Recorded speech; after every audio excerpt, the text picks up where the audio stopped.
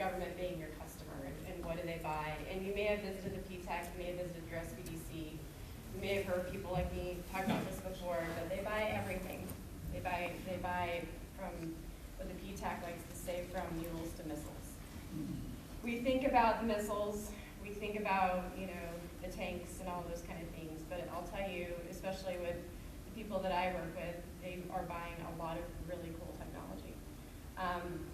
The government understands particularly that small businesses are the driver of some of their most interesting needs, and that if they are looking to small businesses to support cybersecurity, to support information technology advances, to support even cloud networking, all of those types of things are going to go ahead and make the world a better place.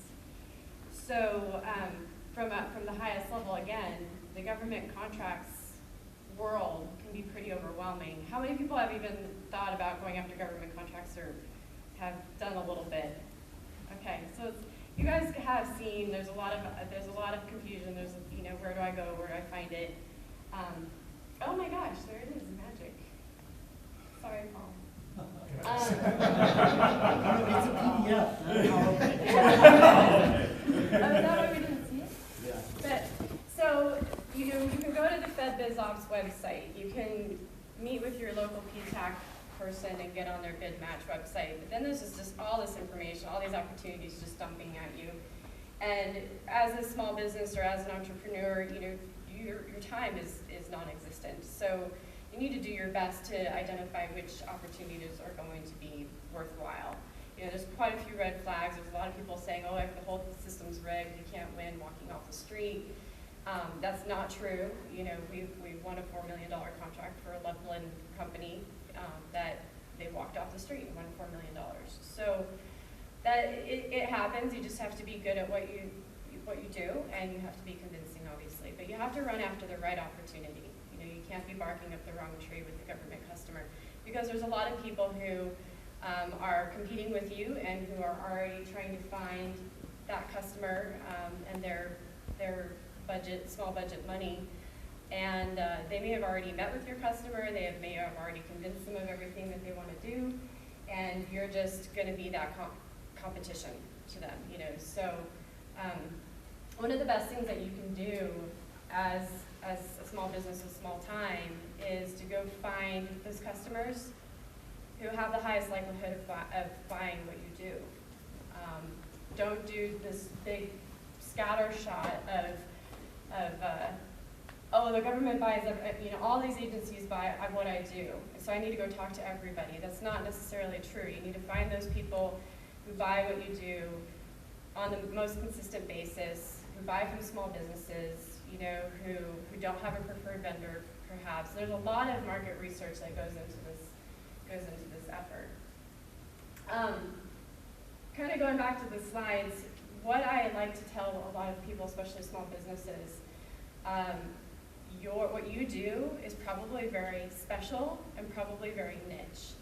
And that can be a tough sell to a lot of government customers because they're not exactly sure that they need that one specific thing. But a bigger prime contractor may need that one specific thing. So if you've got some really cool technology and say, you know, tracking space junk, for instance, Lockheed Martin might want that. You know, that's really where a lot of small companies get a good foothold, is building great relationships with larger prime contractors. They don't necessarily have the skunk works anymore. They may not have a good R&D department. They really heavily rely on small business and innovative companies that are coming up with cool things.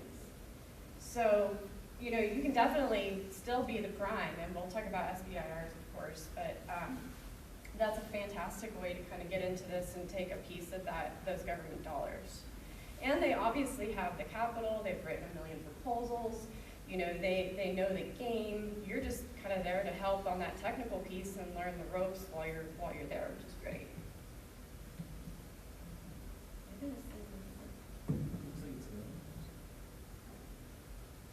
It's just blank. See? Okay, we're just not going to worry about that.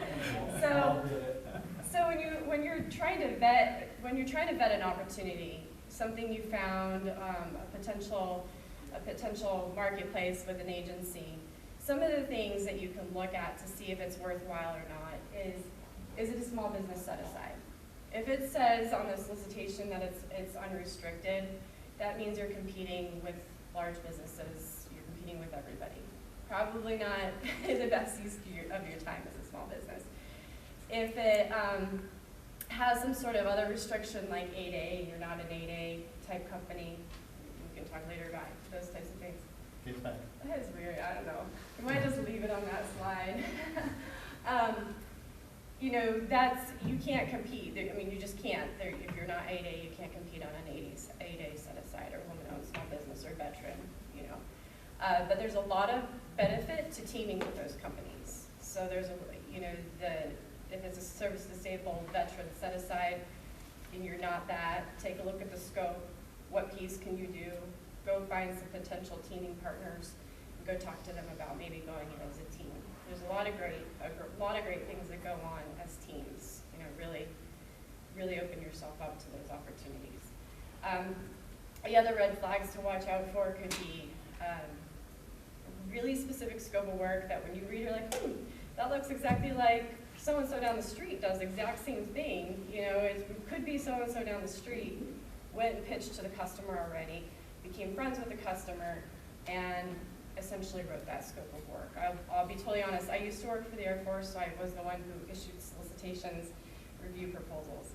I went to work on the dark side with the industry, and I was shocked at what actually ends up happening, especially some of the higher levels. I've helped write scopes of work that end up coming back out again. In the SBIR program, you can write your own topic. You just need to know who to talk to and how to get it into the system, and you'll see it magically appear in front of you in a year or two. I've written sole source justifications for my clients to give to their customer, to give to their contracting officer to come back out. So a sole source is when you have no competition. You know, and that's your goal with the government, that's your ideal, that's the holy grail is to get something that's a sole source to you. When you don't have to compete, that's awesome, especially in the current government atmosphere of lowest price technically acceptable. I've been seeing lowest price technically acceptable come out for quite a few very complex engineering and technical scopes of work, and it ends up driving the cost down to zero. Profitability is at zero.